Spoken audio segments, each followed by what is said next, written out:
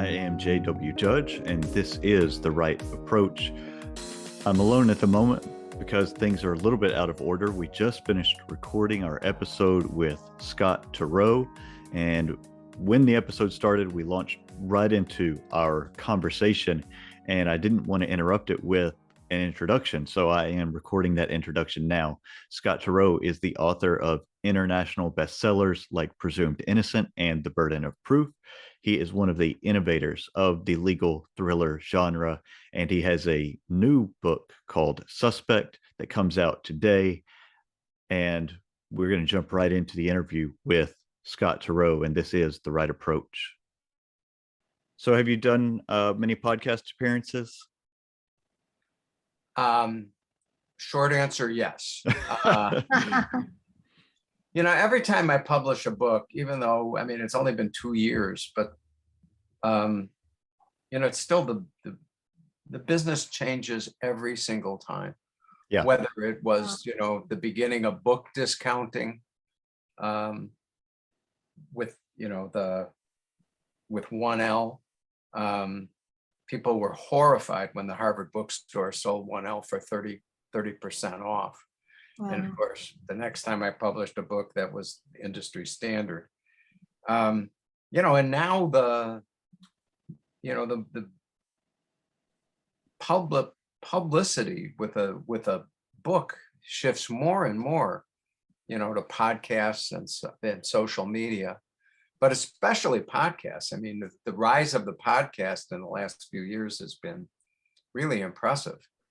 Have you enjoyed that change, or did you like the older way? I don't know if it was in person or how you navigated all that before. Well, I would always do in-person events. I've never been, I'm never sure with in-person events whether I'm the premium in the Cracker Jack box that the publisher is giving away to maintain relations with various important bookstore accounts.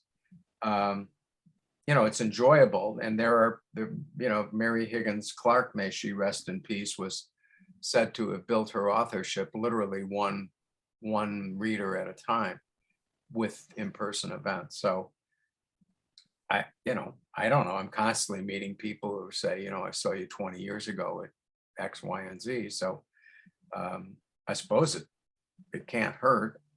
In the old days, when you go on network television and reach 30 million people one morning.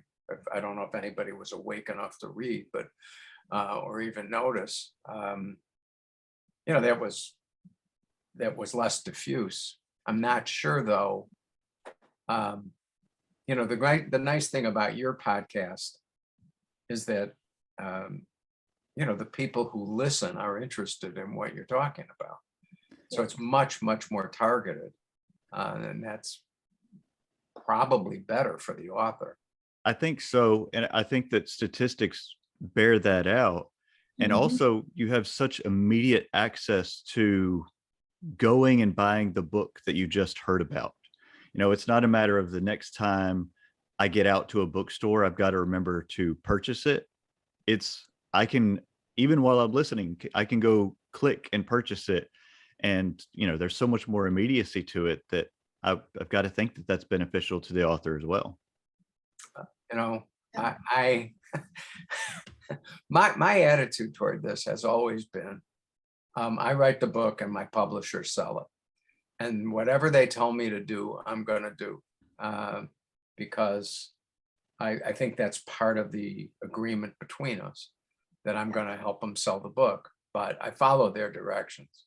So whatever their directions are, and sometimes they make sense, most of the time, frankly, but every now and then it's like, I don't know why they think that's going to do any good.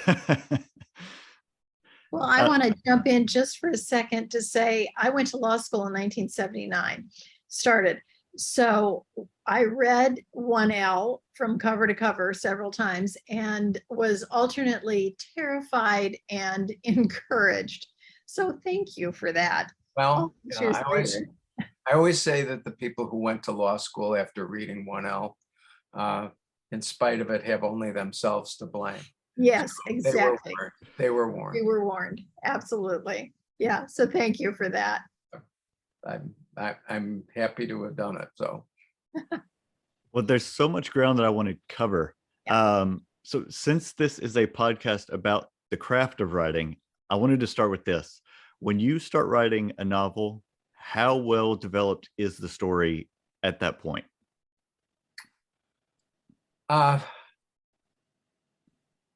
you know, the answer is yes and no. If you really want to say, I mean, I don't know when I start writing a novel, because I'm in that phase now. There's a lot on paper. Most of it is not sequential. And I won't begin the process of writing a first draft until I feel like that sort of prowling around within the book is over. At that point, you know, I know what, when I start the first draft, I know, you know, what's supposed to come first and what's supposed to come second. And, you know, that's all been figured out. I know who the characters are. And then, you know, in the writing, things happen. You know, there's always a character who decides she or he is much more important than I thought she was. And that's basically what happened with Pinky in my last novel, which is why she's now got a book of her own. But I have gotten into the first draft without knowing what the end is. I started writing just a sort of outline for my editor, so he knew what I was doing. And I sent the first draft of that to my agent. She says, "Well, don't say you don't know what the ending is. Don't tell him that. You know, say something like, you know, you're considering a number of alternatives or something." Well, in the process of saying that, I actually figured out what I think is a pretty good ending. So, but we'll see. So when you're doing that initial prowling around, does that tend to start with characters, or is that a plot or story idea? It's a situation. So, you know, we'll take Pinky, for example, in Suspect. I knew that given the fact that Pinky had proven pretty adept as an investigator, that was likely to be the next step in her life professionally. So, you know, and then the question is, can I really successfully write from the point of view of a 33-year-old woman whose sexual preferences are not identical to my own? And, you know, that's just a matter of trying it out and seeing if it'll come, if the voice is really there. So there's no hard answer that I can give to your question, but it's always a matter of feel. Can I jump in on Pinky? Because Sure. what great character. And like you say, she's not anything like who I am. Yeah. You know, when you write Sandy Stern or Marta, that comes from you. You've got your own experience. You can fill that out. So Right. I want to ask a little bit about where you got Pinky's voice from, but also she's so interesting. I hope you continue her because although she's got a lot of rough edges on her, she's got this wonderful intellect and, more important, this great heart, this wonderful warm heart in her. And she's really committed to what is fair. It makes her so compelling. So how in the heck did you write this? She would be odd for anybody to write. Yeah. Where did you get her from? Well, I think the one kind of core realization I had about this young woman from the time I first started writing about her in the last trial was that she was never going to normalize herself. She just wasn't going to react in situations the way the majority of other people react. And so what she was coming to terms with, no matter how self-deprecating she is the fact that she's different. And now in her early 30s, I think she's beginning to become somewhat easier with herself and just accepting the fact that, you know, she's weird Pinky. She's always going to be weird Pinky. She's going to have blazing insights and make colossal blunders. And both things are part of who she is. So, you know, will she ever form a permanent romantic relationship? I don't know. I think her relationship with her grandfather was, you know, a stable, loving relationship, and probably, you know, like the pathway into her adulthood. So she does know and has come to accept there are people who will love her for who she is.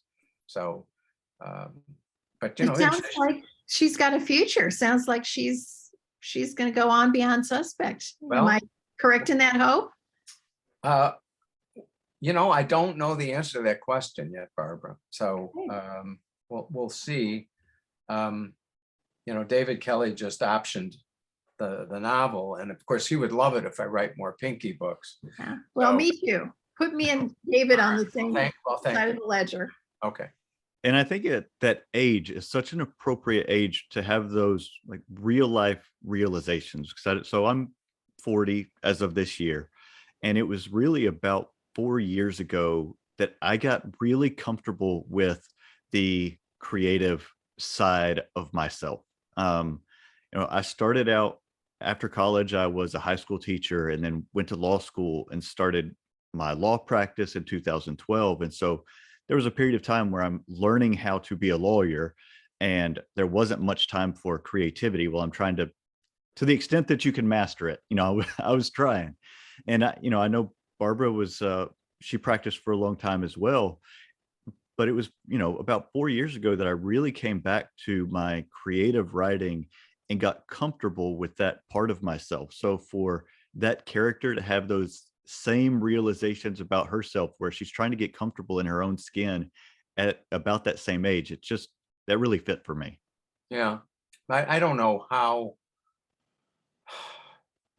you know, I came of age with a bunch of friends who got married when they were 22, and they found the profession they were going to enter. And I have to say, all my life, I've sort of scratched my head and wondered how happy they really are, because they didn't give themselves a lot of time to explore. And some of the marriages worked out, some of them didn't, you know, my own included.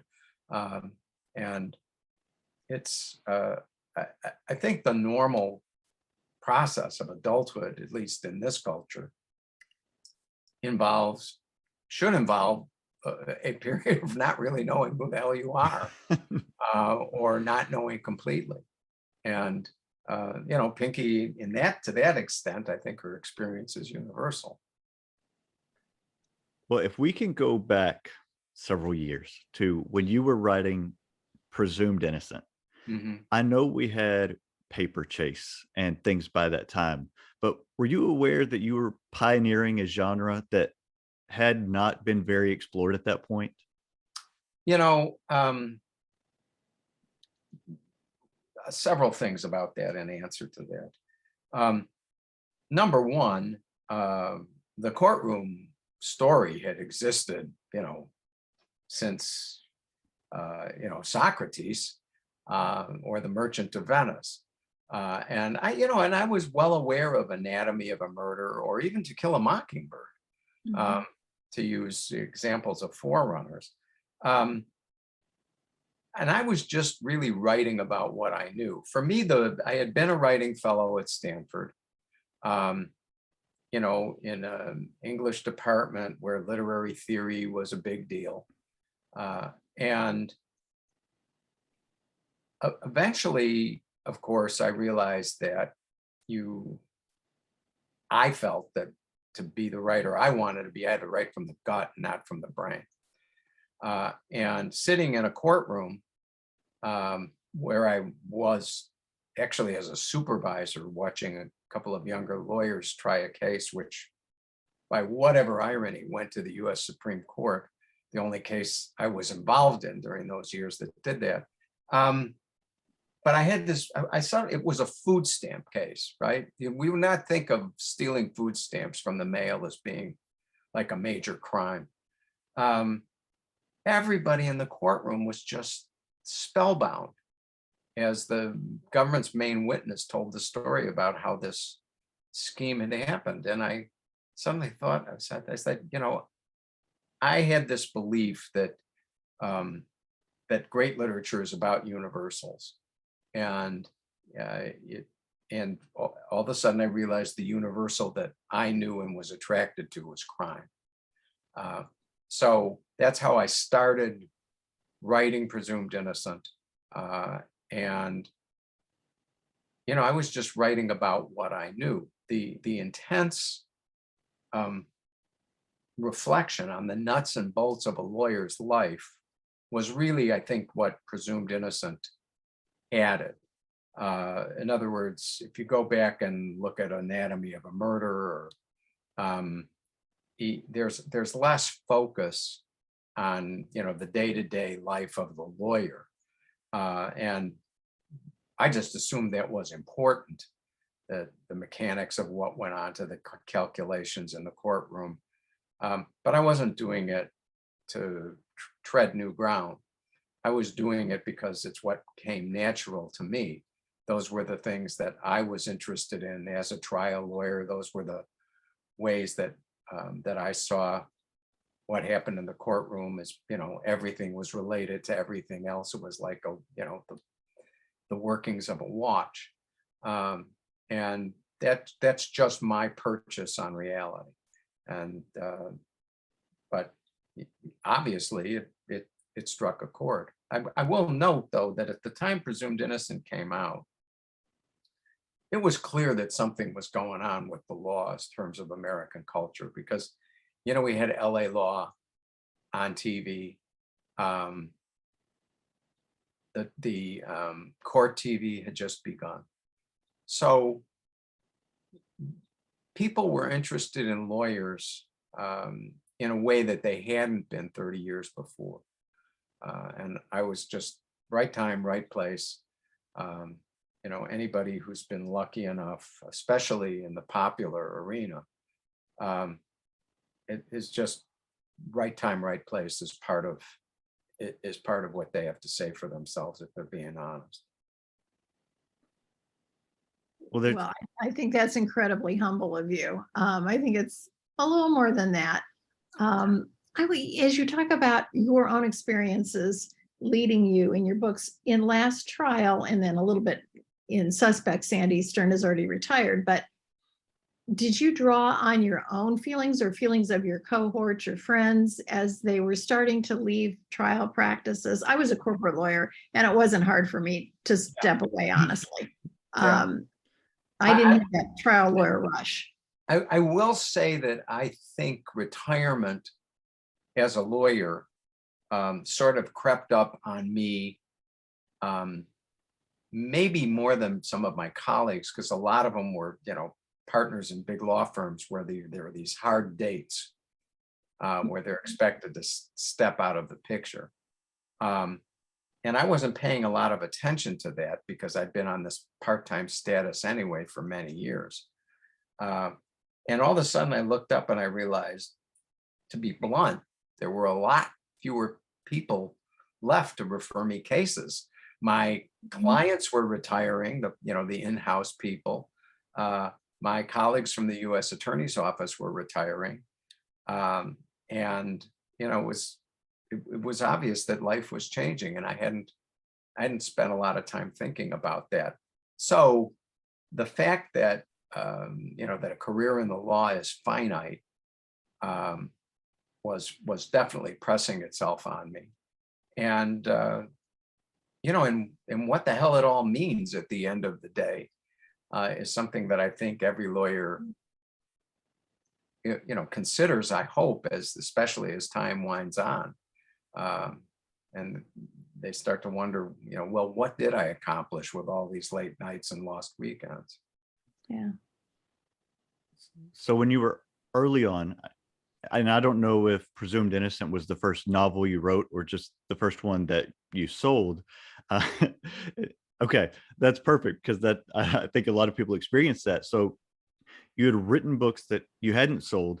How did you go about? So I've written 4 novels now while I've had my law practice and understand the intentionality that is required to be able to do that. How did you go about doing that for yourself and setting aside the time for yourself to be able to do that? And I guess why was that important for you? So I'll go back to where I was before. I was a writing fellow at Stanford. I had said my entire life, I want to be a novelist.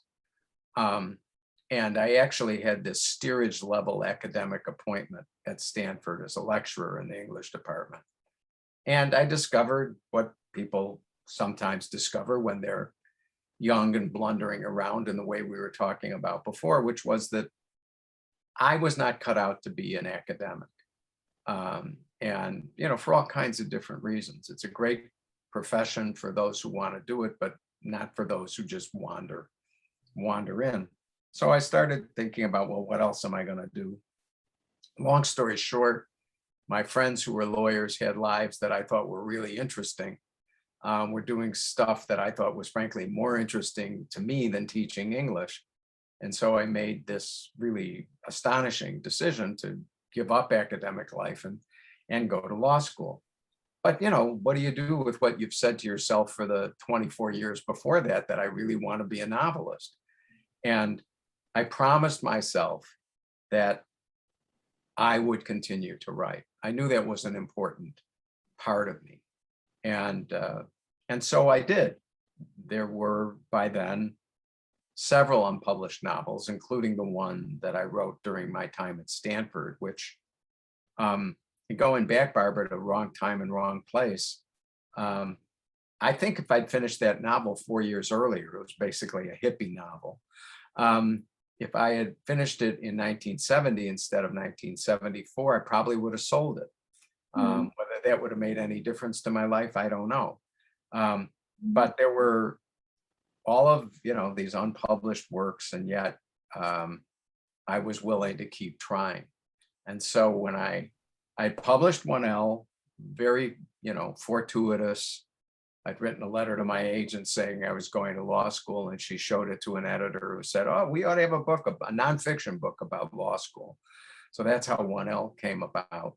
And then I really felt that I had taken my own measure well when I decided to go to law school. I was fascinated by the law, and that despite the tidy little success that I'd had with 1L, that I was not going to abandon the law as a career. So I was then in that very hard place of, practicing law and writing on the side. And I would write on the morning commuter train. I would write starting at 11 o'clock on Sunday night. But I knew it was important to sort of keep the flame burning. And I did it because I wanted to do it. I always give credit to my ex-wife because she married a writer and ended up with a lawyer, and she didn't like that. She preferred, what writers do to what lawyers do. So she pushed me in that direction and certainly supported it when I was downstairs pounding away at, midnight on Sunday night.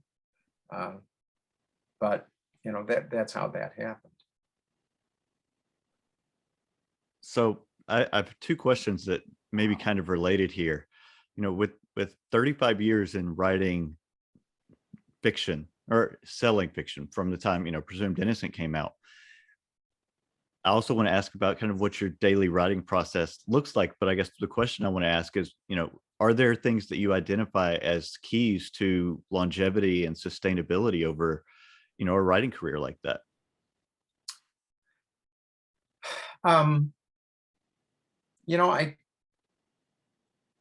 I don't think I have a formula to tell somebody else how to do it. I've been unbelievably lucky. You know, it's 35 years, as you say, publishing novels that have, you know, have been very successful.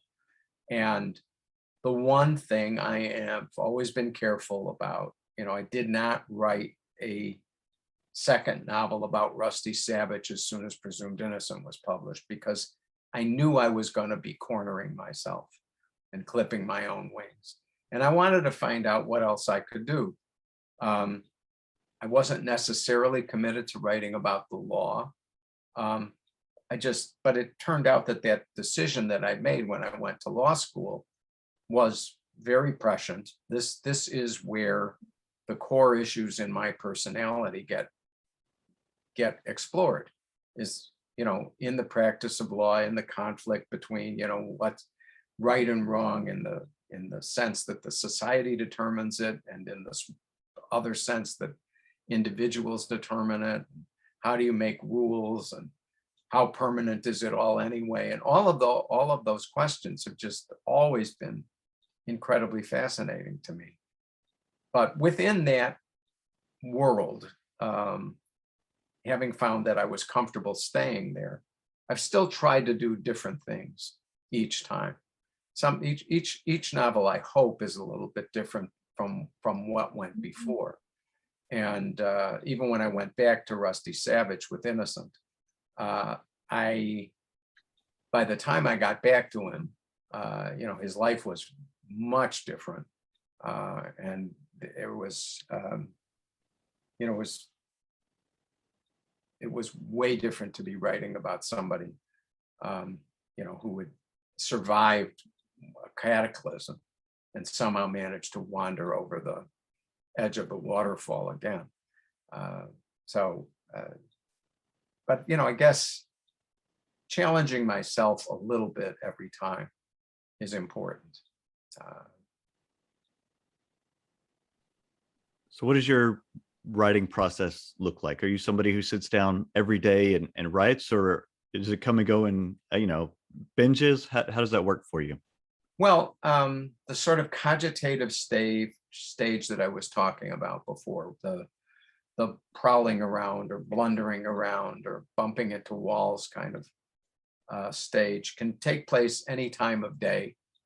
And, you know, I could be making notes in bed at midnight, or waking up with an idea at 5 a.m, or, you know, getting an idea for something while I'm driving. I mean, a lot of stuff comes while I'm driving. So I'm, you know, dictating into my phone. Then when I get to the first draft stage, which I'm very close to entering, then there's just got to be a routine. Wallace Stegner was one of my teachers during my years as a fellow at Stanford, and Wally was very committed to the idea that writing is a job. And, you know, there was a lot of sort of avant-garde and bohemian frou-frou about, you know, waiting for inspiration. And Wally was like, you know, I write 2 pages every day of the year except Christmas. And at the end of the year, that means I have 730 pages. And in that, there's got to be something worth saving. And if you don't put your butt in a chair every day, then you're not giving the muse a chance to visit. You know, will she show up every day? No. And will there be days that are just an incredible struggle where you find your head in the refrigerator constantly? Yes.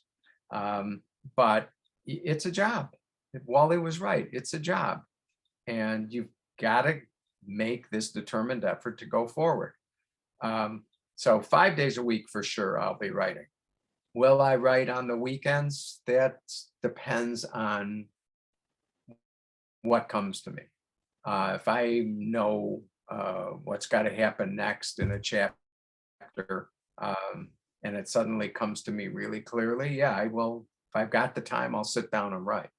But ordinarily, it's get up, have coffee, look at the newspapers, and that's all digital these days. and then go upstairs by 8 or 8:30 and start writing. And I try to stay there till, a great day is if I'm still sitting there at 1:30, I've had a wonderful day. Very often it's 3 hours or 4 hours. And I will admit that I discovered long ago that, I don't really write for 60 minutes and an hour. So email has been very useful for dealing with the stray 15 minutes. And, by whatever it is, 1:30, I'm ready. A, I'm hungry, I'm ready for lunch. And B, I'm ready to talk to my assistant and find out, she will remind me about what I'm supposed to be doing that I conveniently forgotten about. So, and that's the day. And then you go to sleep and you get up again the next morning and do the same thing again. And it's important to do it just that way. For me, anyway. I mean, some people want to outline. I don't outline. I have all these notes all over the place. I certainly know what the flow of the book is. But I know very much what's got to be in the first chapters of this book. And I think starting is hard. I really do. And I'll rewrite the beginning of a book 10 times. But I know what's got to be in there. And then it's just a question of the sequence of events and, what do you explain when? You've got other authors, successful authors like you in your space, John Grisham and David Balducci. Are you guys buddies, or do you just know who each other are? I'm just kind of curious. No, I think our contact is more intentional than that. Years ago, John and I went on a little tour together for the benefit of the Innocence Project. And, we stay in touch. If John's going to be in Chicago, he'll let me know. And I was coming to Charlottesville once. We had breakfast. He's a very good guy, and the same thing with Baldacci, who really is the hardest working guy in show business. David he's a writing machine. I once went to the plant. We're both published by Hachette. And I went to the plant to sign books, and I worked feverishly, and I finished 3,500, signatures in a day. And I proudly turned around. I said, "Is that the record?" And they said, "No." And they said, Baldacci arrived at 6:30 in the morning, having driven to Indiana from Virginia, signed 6,000 copies, and got in his car and went and drove back home to Virginia. So when I say David is the hardest working man in show business, I really mean it. He's just, oh my gosh, and he spends a lot of time like with Mark Twain House.